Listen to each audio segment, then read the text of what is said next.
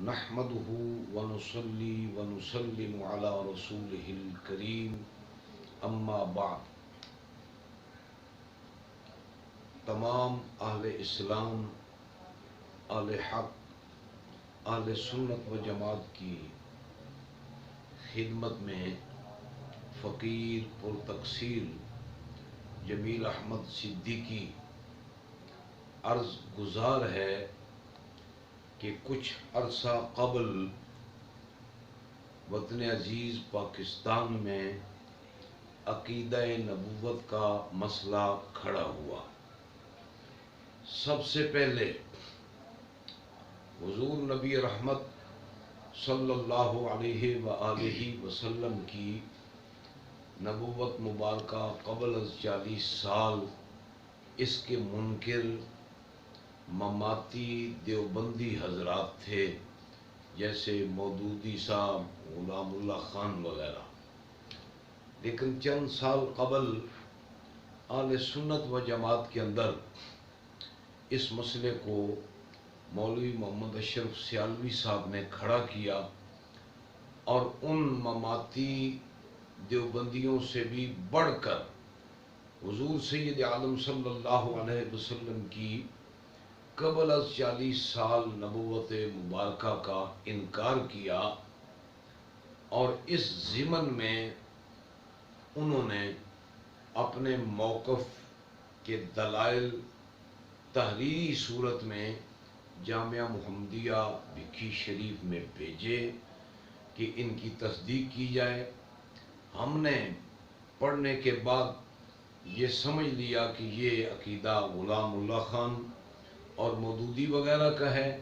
ہم نے انکار کیا، اور حضرت قبلہ پیر سید محمد محفوظ شاہ صاحب مشہدی دامت برکات العالیہ نے 6 ستمبر 2009 سرگودا شہر میں مولوی محمد اشرف سیالوی صاحب سے بات چیت کرنے کے لیے وقت طے کر لیا، اور ہم اس مسئلے پر ان سے جا کر بات کرنا چاہ رہے تھے، دلائل میں تبادلہ خیال کرنا چاہ رہے تھے کہ علامہ مفتی محمد طیب ارشد اور علامہ محمد فاروق بندیالوی اور پھر بندیال شریف، اس وساطت سے پھر وہ پروگرام کینسل ہوا کہ آئندہ سیالوی صاحب اس مسئلے کو نہیں بیان کریں گے۔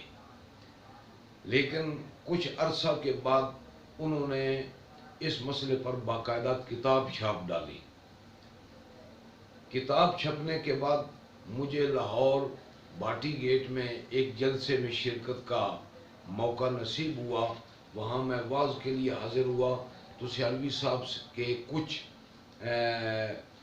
بہی خواہ شاگرد یا علماء نے اس مسئلے پر بات کی، جن میں مفتی غلام حسن صاحب بھی ہیں، ایک اور 2-3 دوست بھی ہیں۔ انہوں نے کہا کہ آپ مناظرہ کر لیں، لہذا سیالوی صاحب کی تائید سے منڈی باؤدین میں آ کر انہوں نے مناظرہ طے کیا، جس کی شرائط اور تحریر موجود ہے۔ یہ 18 جنوری کا تھا۔ تو ہم الحمدللہ تیاری کے ساتھ جامعہ نعمیہ لاہور میں حاضر ہوئے۔ کثیر تعداد میں اکابر علماء بھی موجود تھے۔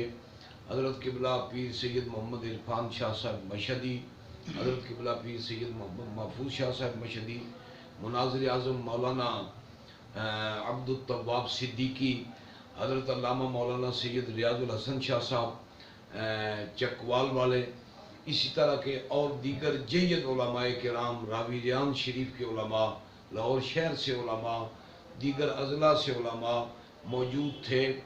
الحمدللہ اہل سنت و جماعت کے موقف کی صداقت کا یہ غلبہ تھا کہ سیالوی صاحب نے لاہور کی حدود میں بھی قدم نہیں رکھا، چاہے جائے کہ وہ جامعہ نعمیہ میں آتے اور مناظرہ کرتے۔ علماء نے فیصلہ کیا، اللہ تعالیٰ نے اہل سنت کو فتح عطا فرمائی ہے۔ پھر تاریخ فدایان ختم نبوت کے زیر اہتمام حضرت علامہ مولانا خادم حسین رضوی صاحب نے جامعہ نعمانیہ میں جشن فتح بھی کیا، جس میں حضرت قبلہ حجت الاسلام پیر سید محمد عرفان شاہ صاحب مشہدی اور مجھ फ़कीर की गुफ्तगू हुई, मैंने मौक़िफ़ पेश किया, उसके इजमाली दलाइल भी पेश किए और अपने मौक़िफ़ का इआदा भी किया। बाद अज़ी मैंने किताब भी छाप दी इस मसले पर, अपनी तहरीर अत-तबशीरात फ़ी नबुव्वत सय्यदिल कायनात, जो मुख्तसर, जामे और अल्हम्दुलिल्लाह मज़बूत और नाकाबिल तरदीद है। माँ सिवा एक मुनकिरीन के एतराज़ के कि वो कहते हैं कि आलम अरवाह में आपकी नबुव्वत व ख़त्म नबुव्वत की अहादीस फ़र्ज़ी हैं। नऊज़ु बिल्लाहि मिन ज़ालिक सुम्मा नऊज़ु बिल्लाहि मिन ज़ालिक। ताहम ये माजरा हुआ। इसके बाद मौलाना सईद अहमद असद साहब के बारे में पता चला कि वो भी इसी मौक़िफ़ के हैं, तो उनसे अल्लामा मोहम्मद रियाज जलाली साहब ने और उनके साथियों ने मुनाज़रा तय किया कि आपसे इस मसले पर फैसलाबाद में गुफ्तगू करेंगे, जो डिंगा में रहते हैं। तो अब मुनाज़रे में 2-3 दिन बाकी थे कि मौलाना अब्दुल मजीद साहब ने मुझे फ़ोन करके कहा कि मौलाना सईद अहमद असद साहब ने अपने अकीदे की वजाहत कर दी है, तहरीरन हदीस पाक मता वजबत लकन नबूवा हकीकी माना पर मामूल है, लिहाजा आप मुनाज़रे की ज़रूरत नहीं है, वो आप इंटरनेट से भी पढ़ सकते हैं, यहाँ आ जाएं तो हम आपको उसकी कापियाँ भी दे सकते हैं, जो कापी हमारे पास अल्हम्दुलिल्लाह मौजूद है। इस वजह से वो बास न की और न ही उसकी ज़रूरत रही। फिर कुछ तलबा जो फैसलाबाद से फ़कीर के पास आए थे तालीम व ताल्लुम के सिलसिला में, उनके ज़रिए से फिर ये बात तय हुई कि मौलाना सईद असद साहब उसी मौक़िफ़ पर हैं। उनका ये जो इजहार और रुजू था, ये उनके ख़्याल में जाली था, लिहाजा फिर तय हुआ बास का वक्त। तो फिर ख़ुद हज़रत मौलाना सईद अहमद असद साहब ने मुझे टेलीफोन करके कॉल रिकॉर्ड करवाई कि मेरा अकीदा शेख अब्दुल हक मुहद्दिस देलवी, आला हज़रत बरेलवी, मुहद्दिस आज़म फैसलाबादी और हज़रत ग़ज़ाली ज़मा काज़मी शाह साहब रहमतुल्लाह अलैह की तसरीहात के मुताबिक है, लिहाजा आप भी सुन लें, दीगर को भी बता दें, यहाँ किसी बास व तमीज़ की ज़रूरत नहीं है। तो हम मुतमईन हुए कि अल्हम्दुलिल्लाह मौलाना सुन्नी आलिम दीन है, उनका एक तशख़्ख़ुस है, एक स्टेटस है। अगर उनके बारे में अवहाम हो या उनसे कोई ख़ता हो, अगर वो अपने दुरुस्त मौक़िफ़ पर हैं, आले सुन्नत व जमात के मौक़िफ़ पर, तो हम इस अमर पर उनको सलाम पेश करते हैं और अल्लाह रसूल का शुक्र अदा करते हैं। ये एक रोएदाद थी जो इस मसले पर मैंने सब आले इस्लाम आले सुन्नत व जमात की खिदमत में अर्ज़ की। मौजूदा सूरत हाल में कुछ साथियों से मुझे हज़रत मौलाना सईद अहमद असद साहब का मौक़िफ़ और हज़रत मौलाना डॉक्टर मोहम्मद अशरफ जलाली साहब का चैलेंज कबूल करना वगैरह बाहम ये मालूम हुआ है। इस सिलसिले में गुजारिश ये है कि जो निकात हज़रत मौलाना सईद अहमद असद साहब ने पेश किए हैं वो 6 अज्ज़ा पर मबनी है। उन अज्ज़ा की रोशनी में हज़रत मौलाना सईद अहमद असद साहब से कुछ वजाहत तलब की जा सकती है, मगर इस पर मुनाजरा करने की ज़रूरत नहीं है। वो वजाहत तलब हो सकते हैं, मगर ऐसे नहीं है कि उन पर मुनाजरा किया जाए, क्योंकि मुनाजरा तब हो सकता है कि किसी आलम में भी कोई हुजूर की नबुव्वत का मुनकिर हो, तो हम इस बात का मौक़िफ़ रखते हैं आले सुन्नत व जमात, तो फिर मुनाजरा हो सकता है। जब एक आदमी नबुव्वत को माने फिर बात की ज़रूरत नहीं है। इन हालात में मैं समझता हूँ कि ये शायद आले सुन्नत व जमात की जग अंसाई का बायस बने, वक़्त का ज़िया बने। हाँ, अगर खुदा न खास्ता मौलाना सईद अहमद असद साहब सियालवी साहब के मौक़िफ़ पर कायम इनकार नबुव्वत आलम नूर में, आलम रूह में, आलम दुनिया में 40 साल से पहले या 40 साल के बाद या आलम कब्र में या आलम हशर में, तो अल्हम्दुलिल्लाह दुनिया के किसी खित्ते का कोई मुनकिर नबुव्वत हो تو ہم حضور کی عظمت کا دفاع کرنے کے لیے تیار ہیں۔ تو ان حالات میں جو میری گزارش ہے وہ یہ ہے، علماء کرام کی خدمت میں بھی اور اہل سنت و جماعت کی خدمت میں بھی، کہ ایسے ماحول میں مناظرہ یہ کوئی خاص جچتا نظر نہیں آتا۔ مولانا سید احمد اسد صاحب اگر نعوذ باللہ یا کوئی اور انکار کے موقف پر ہو تو پھر مناظرہ صحیح ہے، ورنہ اس کو بامی انداز میں بیٹھ کر سمجھا لینا چاہیے۔ میری دانش کے مطابق جو مولانا نے یہ 6 نکات پیش کیے ہیں جو سوشل میڈیا پر میں نے بھی سنے ہیں، یا پھر خاص طور پر جو اس سے پہلے جو اپنے والد گرامی حضرت قبلہ مفتی محمد امین رحمۃ اللہ علیہ کی خدمت میں حاضر ہو کر پہلی باس کے موقع پر انہوں نے اظہار کیا کہ میرا حدیث پاک کے حقیقی معنی پر ایمان ہے۔ حضرت امام محمد رضا بریلوی کا رسالہ مبارکہ تجلی الیقین بأن نبینا سید المرسلین صلی اللہ علیہ وآلہ وسلم کی تصریحات پر مکمل اعتماد ہے۔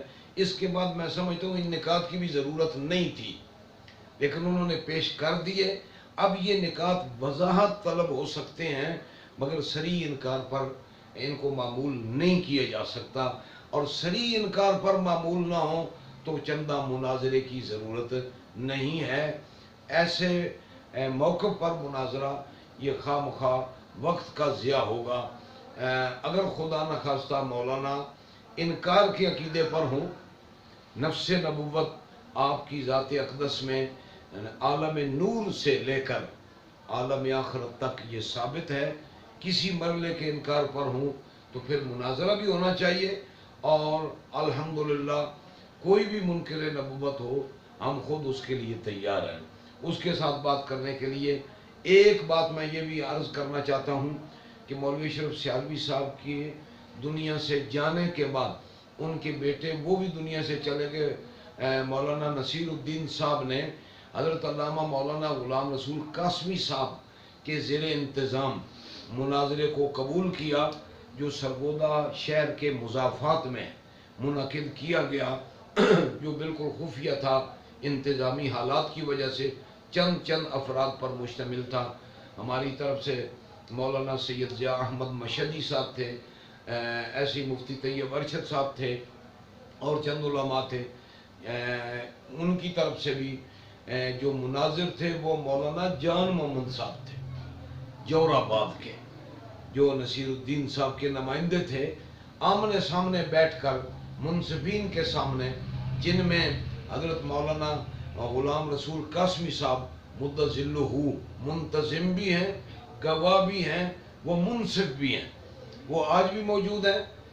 مولانا جان محمد صاحب سے جب میں نے عرض کیا اپنا موقف لکھیں، پھر آگے شرائط لکھتے ہیں، آپ کا موقف سیالوی صاحب کی کتاب ہے، ہمارا موقف ہماری کتاب ہے تبشیرات فی نبوت سید الکائنات۔ تو جان صاحب کہنے لگے ہم کتاب کے ذمہ دار نہیں ہیں، تو آپ لینے کیا آئے ہیں جب سیالوی کی کتاب کے آپ ذمہ دار نہیں ہیں، اور کرنا کیا ہے آپ نے؟ لہذا وہ گھبرا کر اس بہانے سے مسئلے کو الجھایا گیا، تو کمیٹی بنی کہ وہ کتابوں کا جائزہ لے کر علماء کے سامنے پیش کر کے فریقین کو بلا کے موقف کی تصدیق کریں گے۔ جو وہ کمیٹی نہ کر سکی، معذرت کی اس کمیٹی نے، پھر یہ طے تھا اگر کتابیں پڑھوا کر وہ فیصلہ نہیں کروا سکتے تو دوبارہ مناظرہ کروائیں گے۔ ان دونوں کاموں سے وہ کمیٹی عاجز آئی۔ اس کمیٹی کے اندر بھی مولانا غلام رسول قاسمی صاحب، مولانا سید ضیاء احمد مشہدی صاحب، مفتی طیب ارشد صاحب کلور کوٹ بکر والے، یہ بھی شامل تھے۔ تو یہ صورتحال ہے اس عقیدے کی۔ ہم دعا کرتے ہیں اللہ تعالیٰ اہل سنت و جماعت کو اس عقیدے میں اجتماعیت کے ساتھ رکھے، اسی میں اسلام کی، اہل اسلام کی عظمت ہے۔ اگر خدا نخواستہ اہل سنت و جماعت کہلانے والوں میں سے کوئی آپ کی نبوت کا منکر ہو، یا پھر کوئی پہلا منکر مودودی فکر کا، غلام خانی فکر کا، تو الحمدللہ ہم بھی اس کے ساتھ مناظرہ کرنے کے لیے تیار ہیں۔ اللہ تعالیٰ اصلاح حال فرمائے۔ یہ گفتگو موجودہ صورتحال میں اس لیے میں نے ضروری سمجھی تاکہ سب اہل سنت و جماعت اس کی ماضی قریب کی تاریخ سے بھی آگاہ ہو جائیں اور اس ضمن میں انہیں معلومات بھی نصیب ہو جائیں۔ ہم اہل سنت و جماعت ہیں، ہمارا عقیدہ ہے، اللہ تعالیٰ نے جو کہ اور کتب میں عقائد کے اندر بھی موجود ہے، مگر اردو جاننے والے اہل سنت و جماعت بارے شریعت بھی پڑھ لیں تو تب بھی یہ عقیدہ سمجھ آ جائے گا۔ اللہ تعالیٰ نے سب سے پہلے نبوت حضور سید عالم صلی اللہ علیہ وسلم کو عطا فرمائی، اور نبی کو نبوت ملنے کے بعد وہ نبوت اس سے زائل نہیں ہوتی۔ زوال کا عقیدہ رکھنا یہ کفر ہے۔ کتب کلام کے اندر تصریح موجود ہے، جیسے تمہید فی بیان التوحید، امام ابو شکور سالمی نے بھی ذکر فرمایا۔ میری کتاب التبشیرات فی نبوت سید الکائنات کے اندر یہ سارے تذکرے اور حوالہ جات موجود ہیں۔ ہاں البتہ اس نبوت کے تبلیغی مناسب، تبلیغی احکام یہ اللہ تعالیٰ کے حکم سے مقررہ مخصوص وقت پر ہیں۔ حضرت ابراہیم علیہ السلام چیخا میں گئے، تفسیر روح البیان میں عمر مبارک 16 سال تھی۔ چند سال کی عمر میں حضرت یحییٰ صاحب کتاب تھے۔ پنگوڑے میں حضرت عیسیٰ علیہ السلام فرماتے ہیں آتانی الکتاب وجعلنی نبیّا، خدا نے مجھے نبی بنایا ہوا ہے۔ نعوذ باللہ من ذالک، انکار کا عقیدہ بڑا مہلک اور بھیانک ہے، اور جو ضروریات دین کے انکار پر مبنی ہے، جو صراحتاً کفر کی طرف جاتا ہے۔ اللہ تعالیٰ سب اہل اسلام کو اپنے اسلاف کے طریقے عقیدے پر قائم رکھے، اور عقیدہ نبوت اسلام کا بنیادی عقیدہ ہے۔ ان نکات کی روشنی میں پھر یہ گزارش دہرانا چاہتا ہوں کہ علماء ان نکات پر اگر مولانا سید اسد صاحب قائم ہیں تو بیٹھ کر بامی گفت و شنید سے اس سے سمجھایا جائے یا کوئی وضاحت طلب کی جائے۔ مناظرے کا اہتمام تبھی مناسب ہے جب ایک طرف انکار ہو، دوسری طرف اقرار ہو۔ اللہ تعالیٰ سب کو استقامت فی الدین نصیب فرمائے۔ وما علیہ الا البلاغ۔